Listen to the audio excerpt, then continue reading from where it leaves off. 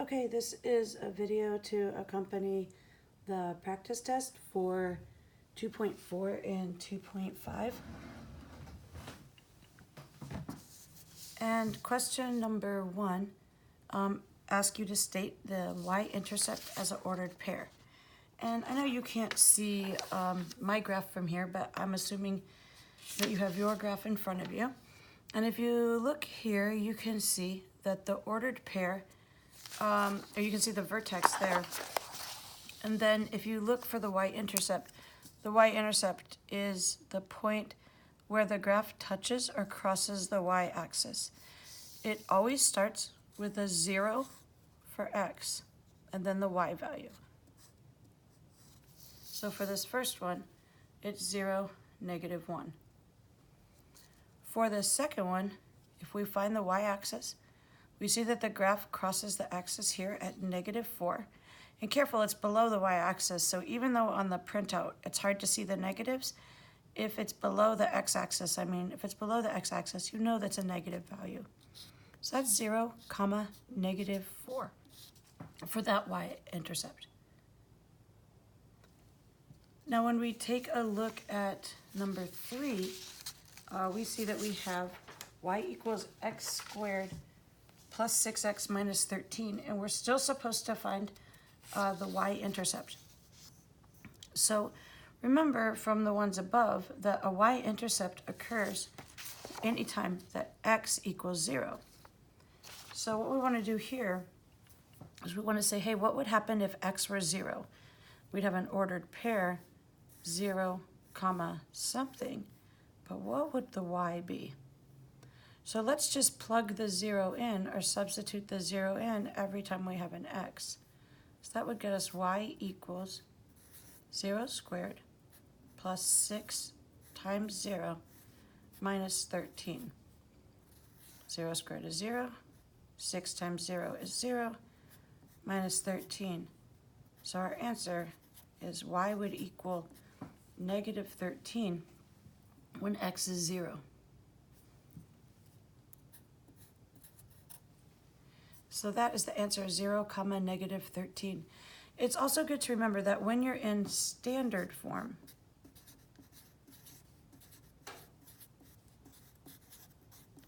that's when it's set up like y equals ax squared plus bx plus c. When you're in standard form, your y-intercept is 0, c. That's the y-intercept. But be careful because that only works in standard form. And it only works because if x squared is 0, then this is 0. If x is 0, then this is 0. So it just leaves 0, c.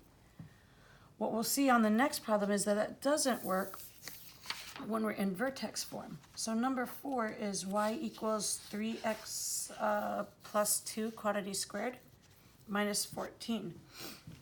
Again, a y-intercept occurs when x is 0, and then you have to find the number for y.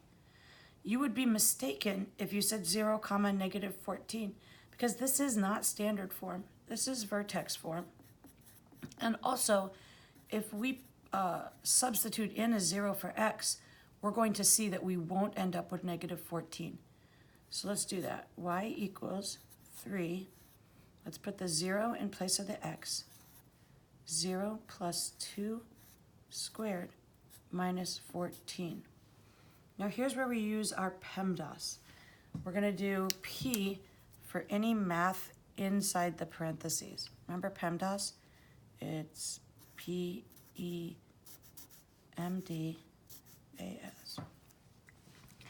So the P stands for math inside the parentheses. So let's keep the 3.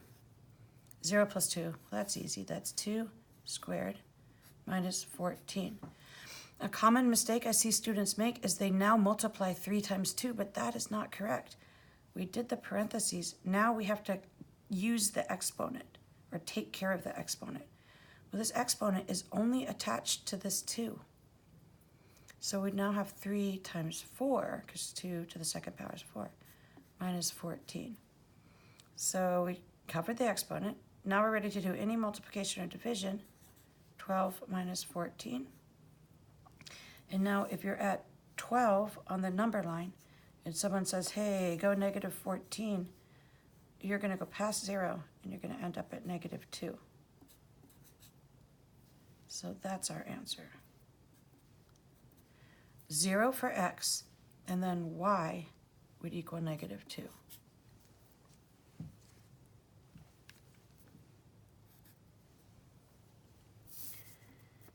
Then number 5, it says write the vertex of each equation. Well, these are in vertex form, fortunately for us. And the advantage to vertex form is that it is easy to see the vertex. In vertex form, if you recall, we are looking for h and k to find our vertex. You're going to always find h inside parentheses before the exponent. And you're always going to find k outside parentheses without a variable attached. So if you recall, there's one trick to this. We have to use the opposite sign of h. So this is negative 2, comma, negative 14. K keeps the sign. Remember K for keep?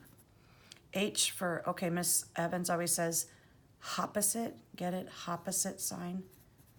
Opposite. That's so silly. H has the opposite sign. K for keep. K keeps the sign. So then on letter B, this is our H and this is our K.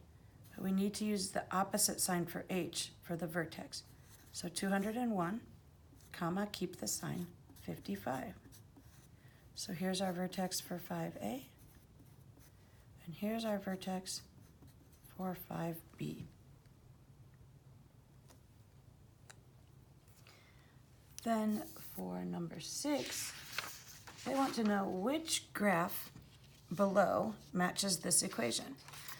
Now I'm going to talk about it without the graph for a minute, but let's talk about what we just did. The first thing we just did is we can see the vertex. So the vertex is, careful, negative 5, negative 4. Well, unfortunately, or fortunately, if you look, this vertex is negative 5, negative 4. Remember, these are negatives because they're below the x-axis. What's this vertex? Negative 5, negative 4. Darn it. This one, negative 5, negative 4. So actually, the vertex is not enough information. The other part of the instruction says describe the transformation caused by each number in the equation. So let's look at this. Remember, the 12 is the A.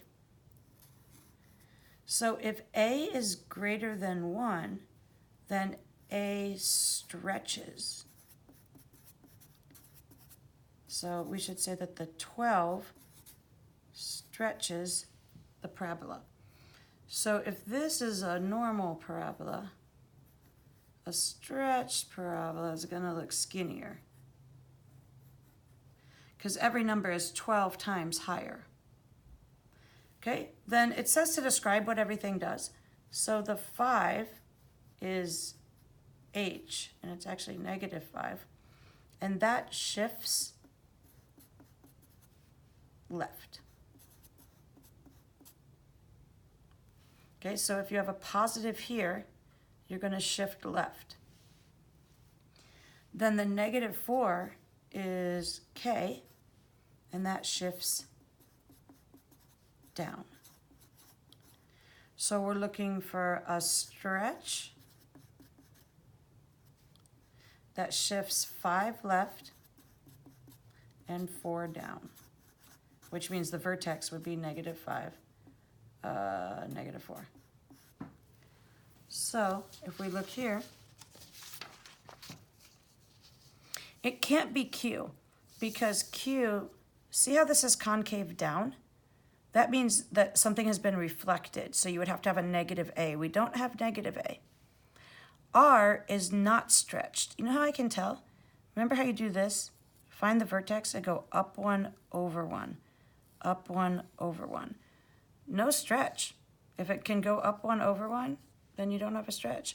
Ooh, look here, that is stretched, because if I went up 1 over 1, the parabola is way skinnier. So here's I stretch. So could A be 12? Yeah, it could, because I'm really stretched. Did the vertex that is originally here in the parent function, does the vertex shift left 5 and then down 4? It does. The vertex shifts left 5, down 4, and then we stretch. So the answer here is letter S. That's 6A. So your final answer, you're supposed to write all this, but then you're also supposed to write S. Then when we look at 6B, I'll go a little faster on this one. Let's talk about the vertex here. The vertex is -5, -4. And we already looked at the graphs, and we saw that every one of them has a vertex of -5, -4. A, in this one, is -1 over 20. Remember, if A is a fraction, this means that we compress. That's like squishing it or widening it. If A is negative, it means that we reflect. So because it's -1 over 20, we also reflect. So you should tell me that -1 over 20 compresses. -1 over 20, because of the negative, also reflects. And to reflect means that the graph, I hope we can still see that, would be concave down.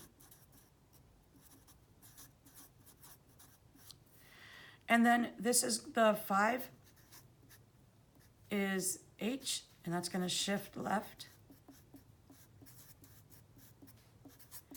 And the -4 is K, and that means to shift down. So let's see if we have this.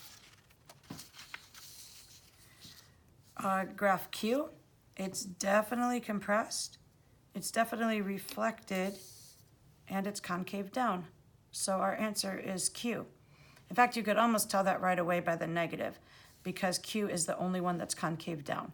But I did want you to write the transformation caused by each number in the equation. And that's that you're telling me that -1 over 20 compresses and reflects.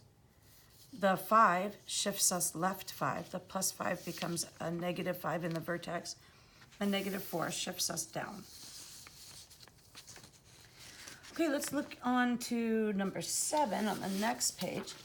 And we are supposed to multiply these, and it says to expand them. And what expansion means is to multiply and then combine your like terms. So again, I want to point out how this works in case some of you have forgotten. Some teachers teach this like the first thing you're going to do is you're going to say, hey, let's just take this x and multiply it by x minus 5, right? So it gets its turn. Then they say, hey, let's take this -4, and it gets to multiply by x minus 5. I don't really do it that way. It feels like a lot of extra work. So, I mean, I am doing it that way, but I'm just not showing it. So what I'm going to do is just do it with the arrows. It's the same thing. This x gets to multiply by x minus 5. So I'm going to go x times x, which is x squared. X times -5 is minus 5x. Then the 4 gets its turn. And I always just draw it underneath, and I do this so I can see that it's -4. That gets me -4x. -4 times -5 is positive 20. And I can combine those together, and I get x squared.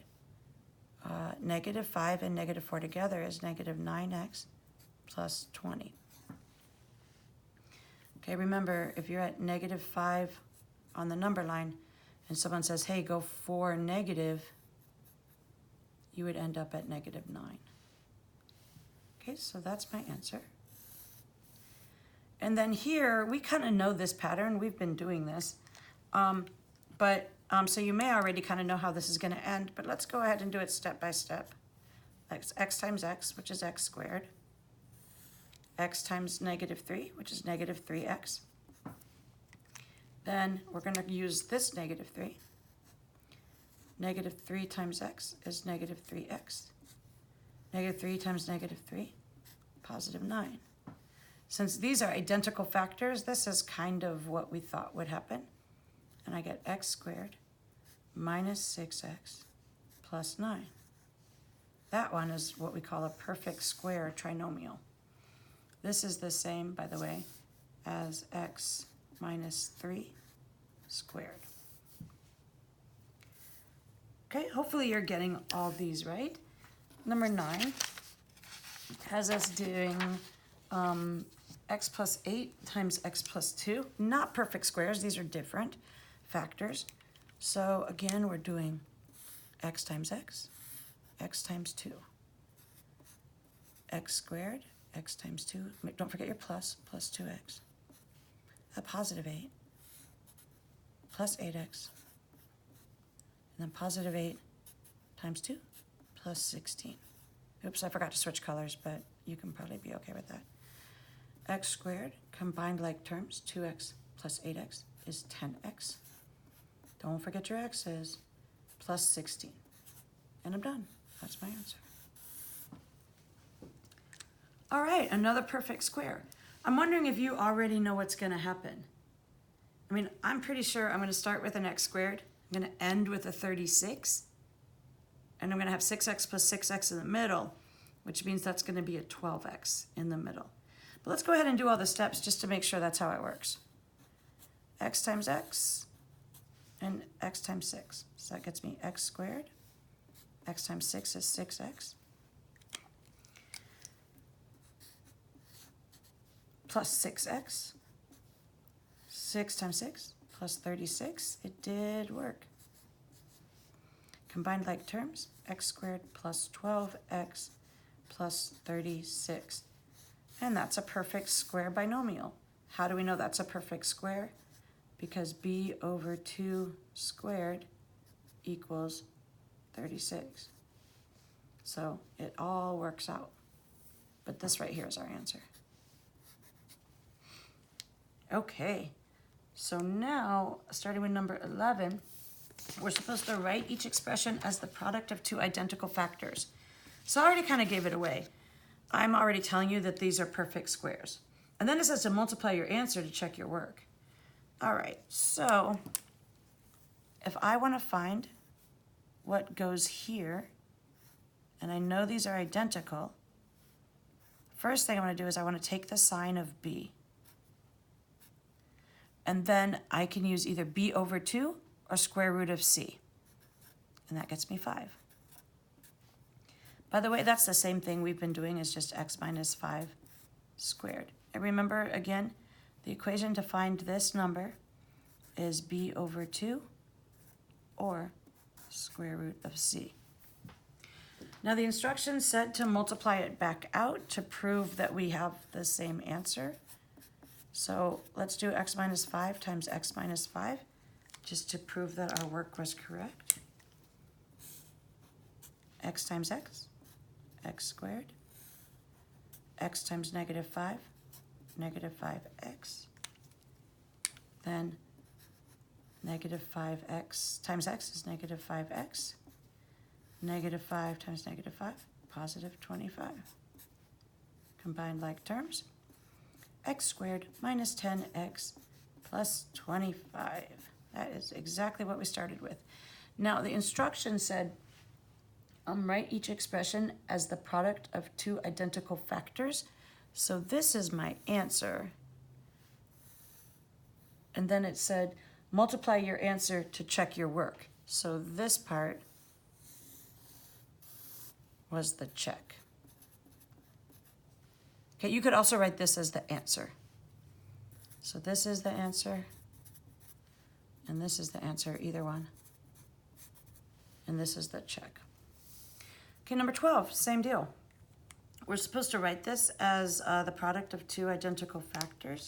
So if we're gonna do that, then we already kind of know it's a perfect square. So let's see, that's a plus, so this is a plus. So I can either say b over 2, or I can use square root of c. And they better be the same if this is a perfect square. So this is b, the 18. 18 divided by 2 is 9, and that's the same as square root of 81. So this is your answer, your two identical factors.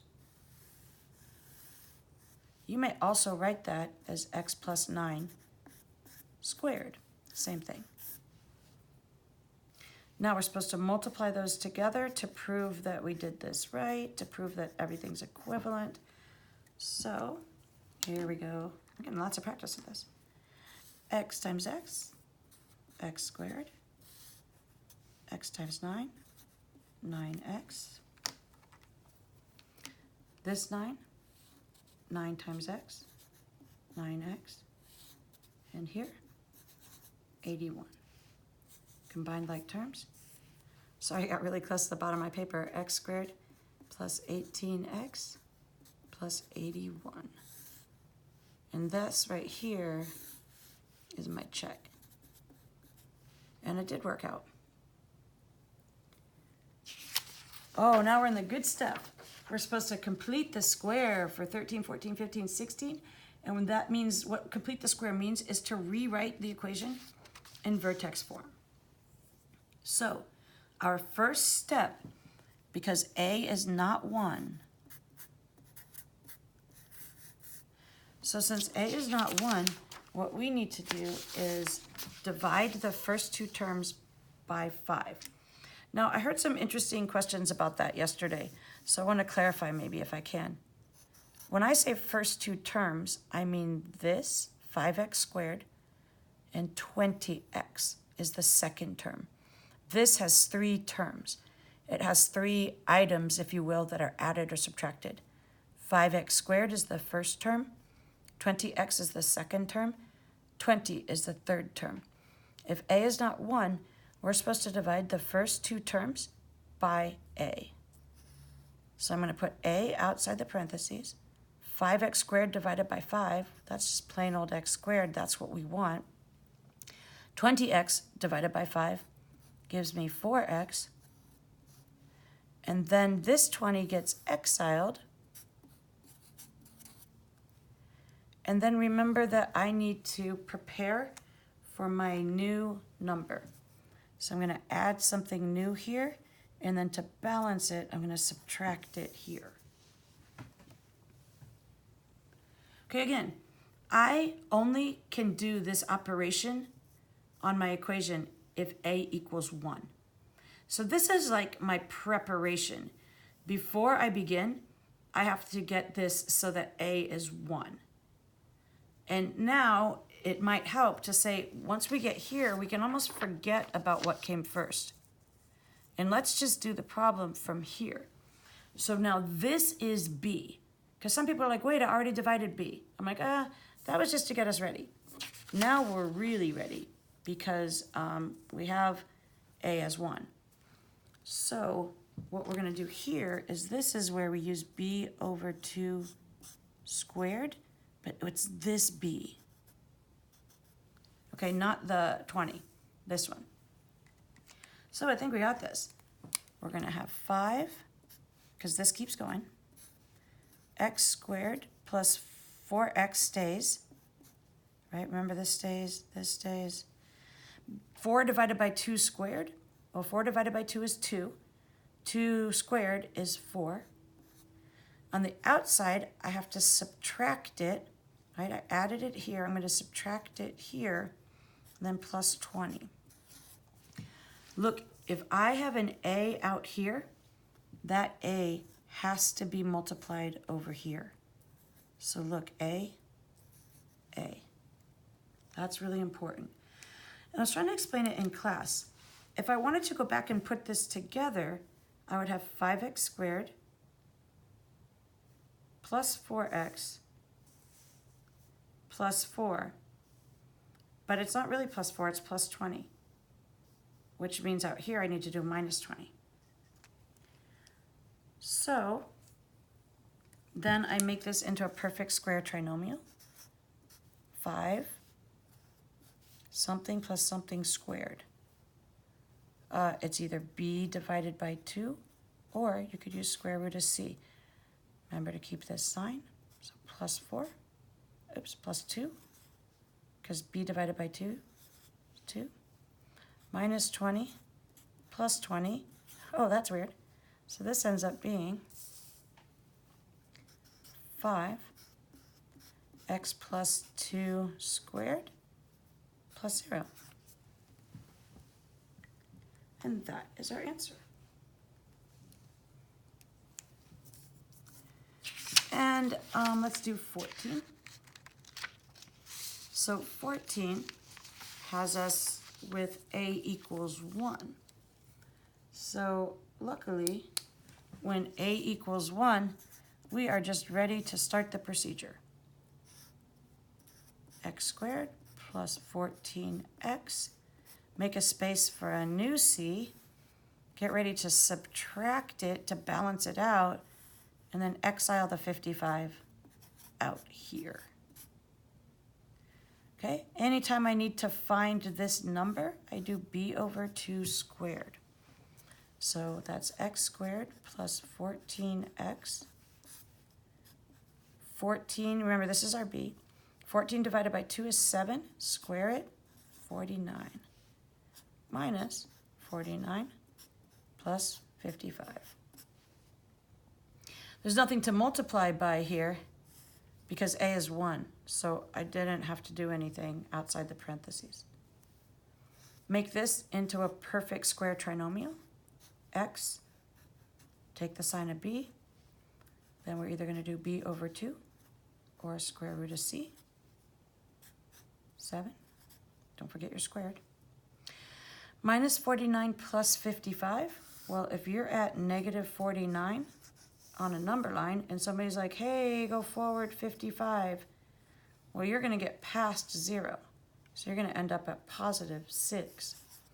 The other way to think of this is to do 55 minus 49, and then the sign of the big one wins. Okay, and you could do this by borrowing and carrying. That becomes a 4, that becomes a 15, and then you realize that that's a 6. This is our answer. X plus 7 squared plus 6. 15 is, oh, it starts also with a. This time a is 9. I bet we're going to get some big numbers. So a equals 9. So that means we have to start with our first step. I have to divide the first two terms by 9. And 9 has to go outside the parentheses. Well, 9x squared divided by 9, that's x squared. That's the whole reason we're doing this. Negative 18 divided by 9 is 2. I've got to remember my x. Then I need to leave room to add something in. Then I'm going to balance it out. And poor 50 gets put way over here. Again, I divided 9x squared by 9, and I divided negative 18x by 9. Here's what I want to show you, is that if I put this 9 back, I would be right back where I started. So if somebody's like, oh, I changed my mind, I don't want the surgery, I would go 9x squared, right, because 9 times x. Then it could go 9 times negative 2, that would get me negative 18x. Get rid of the blank, put the 50 back, and we're back where we started. Speaking of where we started, now, after I divided the first two terms by 9, now I'm ready for surgery. So this number is our b, not that 18 up there. Remember, we can only kind of operate on one square at a time. So let's keep our 9. X squared minus 2x. Remember, anytime we want this number, we're doing b over 2 squared. Well, 2 divided by 2 is 1. 1 times 1 is 1. Careful, don't put 2. Right? So 2 divided by 2 equals 1. 1 times 1 equals 1. Minus 1 plus 50. But what I want to remind you is there's not just one of these going on. There are 9 of them. So this is actually 9 times 1. So if I have an A here, I have to put that same value right here. And notice the negative sign stays. I just squeeze the 9 in between. Okay, because I'm adding 9 here and I'm subtracting 9. So now 9. Keep that negative. And then this number is either b over 2 or square root of c. So that's 1 squared minus 9 plus 50. It's getting a little messy there. So I'm going to write that again. That would give me 9x minus 1 squared minus 9 plus 50. And keep that 9x minus 1 squared. I'm at negative 9, I add 50, that's going to take me up into the positives. The other thing is just do 50 minus 9 and then adjust the sign. 50 minus 9, you got to borrow and carry, so that's going to be a 4 and a 1. And so 10 minus 9 is 1. 4 minus 0 is 4. 41. Could have also done that on my fingers. Plus 41. So that is my answer. This equation is the same equation that I started with. It's just written in a different format. And 16, it's the same thing. Complete the square. So on 16, all right, A is 1. This one's going to go fast. So x squared plus 24x plus blank minus blank plus 144. Uh-oh, I think I already wrote a perfect square, didn't I?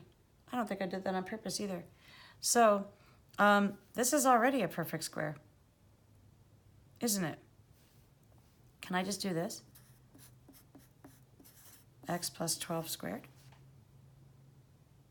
Yeah, in case you're confused right now, let's just keep going.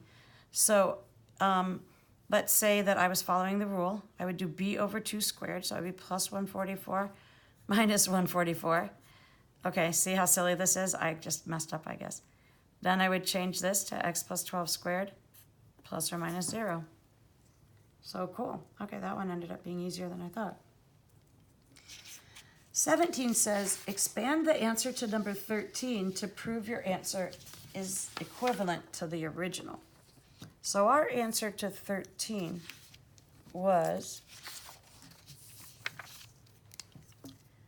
5x plus 2 squared plus 0. I'm just going to keep this 0 here just for demonstration purposes, because in case you get a problem where it's not a 0, I want you to be able to see what it's like. So PEMDAS kind of is still at play here. We're going to want to multiply this out. We need to do any math inside parentheses first. Well, I can't really do anything with x plus 2. Then I need to handle the exponent. Oh, so let's do it like this. 5 x plus 2 times x plus 2 plus 0. So do you see how I actually handled the exponent just by writing it out in expanded form? So now I'm going to multiply. So let's keep our 5. We'll get back to that. And let's multiply these out. I get x squared plus 2x plus 2x plus 4 plus 0. Look what happened. I now have things to do inside parentheses, so I got to back up a little. 5x squared plus 4x plus 4 plus 0. I'm still in multiplication stage now. I can't do anything else inside the parentheses, so now I'm going to distribute the 5. 5 times x squared is 5x squared. 5 times 4x is 20x. 5 times 4 is 20. Is that what I started with? It is, and plus 0, right? But we don't have to worry about that. Okay, I hope this helped. Good luck on your test tomorrow.